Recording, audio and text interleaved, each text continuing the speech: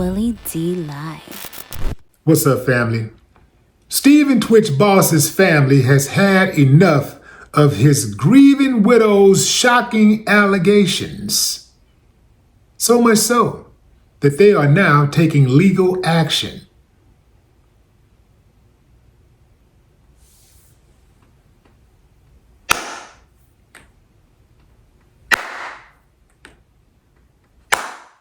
I ain't got a problem with that. She talking too much.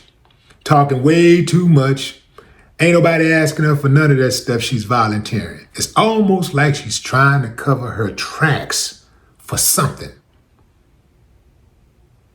Stephen's mom and brother, his younger brother, they sat down and had a talk with Gayle King. And they said, man, we don't know where all this stuff coming from. Maybe he did some recreational drugs, but he was not a drug addict. And we're not even sure if the drugs she claimed to have found in his closet after he died belonged to him. Yeah. This chick forced his mama and other family members to sign an NDA to view his body at his funeral. I ain't never heard of something like that, fam. Now, why not just say, hey, man, we ain't doing a viewing? I wouldn't even want that on my record. The mom said, what did she think we was going to do? I'm his mother.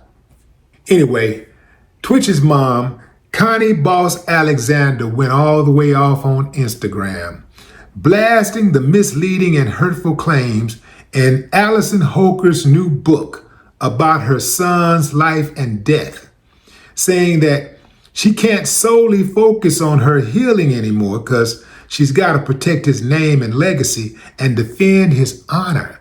Here's what she had to say. Our family is absolutely appalled by the misleading and hurtful claims made about my son, Stephen Boss.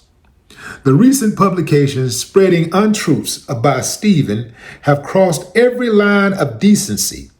As his mother, I will not let these allegations go unanswered. We will not stand by while his name and legacy are tarnished. He doesn't deserve this, and the kids don't deserve this. For the last 2 years, I have remained quiet and away from the public eye to protect my family. My primary focus has been on healing and attempting to remain connected to my grandchildren. But when I read these dreadful claims about my baby, our beloved Stephen, I realized I could not stay silent any longer. Our family will ensure his name and memory are protected, and we are committed to defending his honor.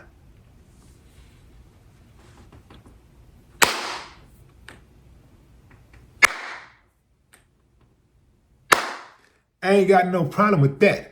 I don't trust the wife. I told y'all from day one, something wasn't right. A happily married, loving father, loving friend, loving son, who ain't never had no issues with depression, not one single red flag at all in his history, does not just go take off one day and drive a mile away from his mansion to a seedy motel and pop himself in the head, leaving his loved ones to fend for themselves in this wild, crazy, beautiful world. That don't happen. I do believe that there was something nefarious at play here. The wife accepted his death way too fast. And she's moving really suspiciously since he's died. She got a new dude. How long have she known that dude? See, this is something that the investigators need to be looking at. How long have they really known each other? Because they went public a few months ago. Stephen's been dead a little over 2 years. How long were they really dating? How long have they really known each other? And let's have a conversation with him too. That's right, I said it. Let's have a conversation with him. I don't appreciate how so many people in the public initially just took the word of the investigators, that just took the word of the police department and just accepted that show of grief that she displayed on social media. It just did not look authentic to me, fam. And I understand people grieve in different ways. I get it. But that just didn't look right. It just didn't look right. And the way she talks to his mother, or talks about his mother, and talks to his family members and talk about his family members, the way she had everybody to sign an NDA because she was so-called trying to protect his legacy, wanted to make sure nobody profited off of him. But she goes and writes a book and starts talking about stuff that undermines his legacy. That's just very suspicious to me. Like, if you understand that the dude has some, not necessarily even issues, but he smoke a little weed on the side, maybe he do a little experiment in recreational drugs, not the hard stuff, just a little light stuff, right? That ain't nothing to show with the public. That ain't nothing to share with the public. And then when you consider that the toxicology report showed no signs of drugs in his system. So why would she bring that out? Why would she say that? Then she says that Stephen hinted that in his journal that he had been sexually assaulted by a male family member. She said family member or friend to the family. I think she said family member, that he had been sexually assaulted as a child. It's almost like she's trying to create this story to make people believe that Stephen was so depressed because of these reasons. He's doing drugs and he's still holding on to that childhood trauma. So he just couldn't live with it anymore.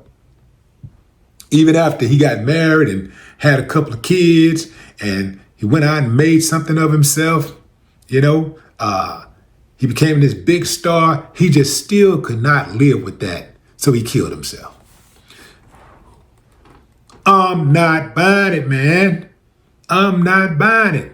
In fact, even if it was free, I would not accept it. Yeah, man.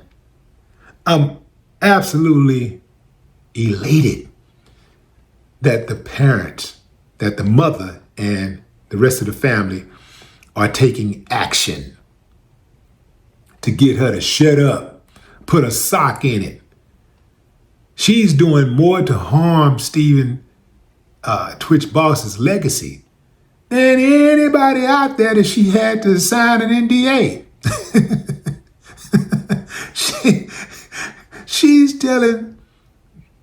She's sharing things about this man's private life that nobody knew or even cared to know.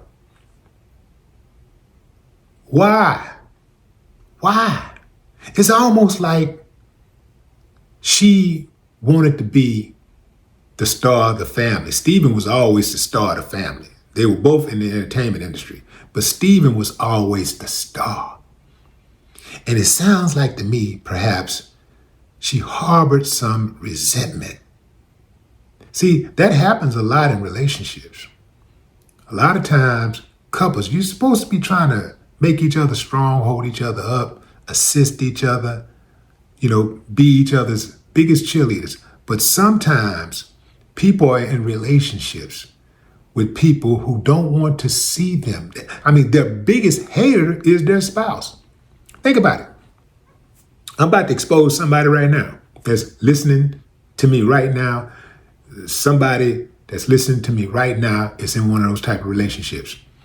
Every time you try to do something to better yourself, you want to go back to school. Nah, you need to go back to school. What you going back to school for? You try to start a business. Well, what do you want to do that for? Yeah. instead of, if they have any concerns, instead of them talking to you and telling you like what their concerns are, but at the same time saying, I got your back. I'm with you. If that's what you want to do, I'm with you. But let's come up with a strategic plan to address these concerns that I have, right? Or how are we going to address these? These are my concerns. What do you say about that? Okay. And then after that, if that's what you still want to do, I'm with you. That's how it should be. When you're in a relationship, man, your spouse, your significant other should be your biggest cheerleader. I don't think that was the case with tWitch. I don't think that was the case with tWitch. And, I've covered this story a number of times. It's just because, and I never met the guy, but he just seemed like a real good dude. And by all accounts, everybody who's ever met him, they talk about the dude, they say he lit up the room. And I just want to see the dude get justice. I want to see his family get justice. But what say you, fam? Drop a comment. I'd love to hear your thoughts. No more talk.